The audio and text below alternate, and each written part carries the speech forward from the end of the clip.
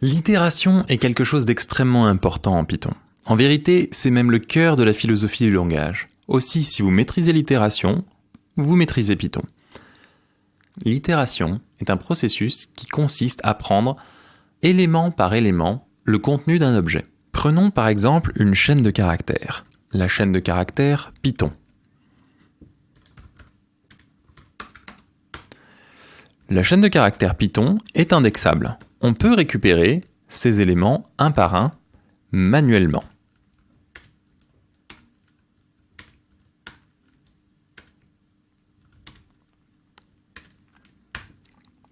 Si on voulait afficher à la main tous les éléments sur quelque chose de plus grand, ceci deviendrait très vite fastidieux. Comme nous connaissons la taille de cette chaîne de caractères, nous pouvons utiliser la boucle while pour traverser cette chaîne. Nous pourrions donc dire compteur égale 0 et dire tant que le compteur est inférieur à la taille, alors affiche-moi la lettre qui correspond à cet index et ensuite incrémente le compteur de 1. Et effectivement, cela nous afficherait l'intégralité des lettres. Néanmoins, c'est extrêmement fastidieux. Dans beaucoup de langages, on utilise une boucle for à incrément particulier. En Python, on va utiliser une boucle for automatisée et qui fonctionne comme ceci. On va avoir le mot-clé for, puis ici, la variable dans laquelle on veut placer les lettres successivement. Ensuite, le mot-clé in, et ensuite, l'itérable que l'on veut parcourir. En l'occurrence, la chaîne de caractères qui est étiquetée langage. Puis dans le bloc, on fait absolument ce que l'on veut avec chacune des lettres. Ce code sera exécuté pour chacune des lettres qui est dans le mot langage. C'est pour cela qu'on peut lire pour chaque lettre dans langage, faire un print. Et voilà, ce code est beaucoup plus court que celui-ci et automatique. Et surtout, ce code est très générique. Il fonctionne pour de nombreux itérables. Mais d'abord, voyons une animation pour voir un petit peu plus ce qui se passe au niveau de l'itération de cette chaîne de caractères.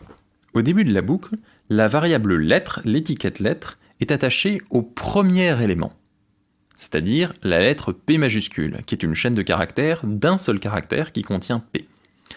Ensuite, notre bloc, qui est indenté, et qui ne contient qu'une seule ligne, mais notre bloc tout de même, va être exécuté avec l'étiquette pointant sur cette lettre. Le print va donc faire un print P.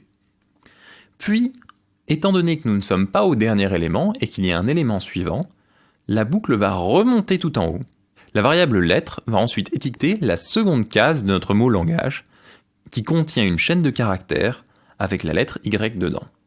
La variable lettre contient donc Y. Le corps de la boucle va de nouveau s'exécuter avec un print qui va cette fois-ci faire donc un print Y. Ensuite, à nouveau, puisqu'il est possible d'avoir un élément suivant, la boucle va revenir à son point de départ et l'étiquette lettre va de nouveau être positionnée, cette fois-ci sur l'élément suivant, qui est le troisième élément de ce mot. Ce troisième élément est l'objet chaîne de caractères qui contient la lettre T. Et à nouveau, nous allons exécuter le bloc. Et ceci jusqu'à ce qu'on arrive à la lettre N, qui est le tout dernier élément. Quand il n'y a plus d'éléments disponibles, alors la boucle s'arrête. Un itérable, c'est juste ça. C'est un objet sur lequel on peut appliquer une boucle for. Les chaînes de caractères sont itérables, mais nous avons vu des listes, et les listes sont itérables aussi. Pour chaque couleur au singulier, ce n'est pas obligatoire, mais c'est une bonne convention de nommage, in couleur,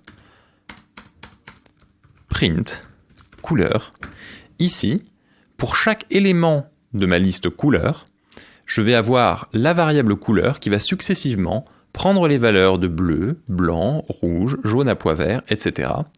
Puis, ce bloc sera exécuté. Nous allons donc avoir print bleu, print blanc, print rouge, et l'intégralité de la liste va être affichée. Cela fonctionne également pour les tuples.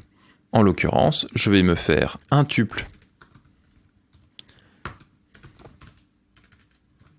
qui contient les couleurs, et la procédure est strictement la même. L'itération est ce qui va vous permettre de parcourir des choses qui sont mises à votre disposition, que vous avez collectées. En effet, en tant qu'être humain, quand vous avez de très nombreuses datas, le faire à la main serait fastidieux. Et c'est là toute la puissance de l'ordinateur, d'être capable de pouvoir répéter encore et encore le même processus. Cette répétition avec la boucle while se faisait sur une condition. Cette nouvelle répétition, elle, se fait plutôt sur les données elles-mêmes. Nous allons passer maintenant à un exercice.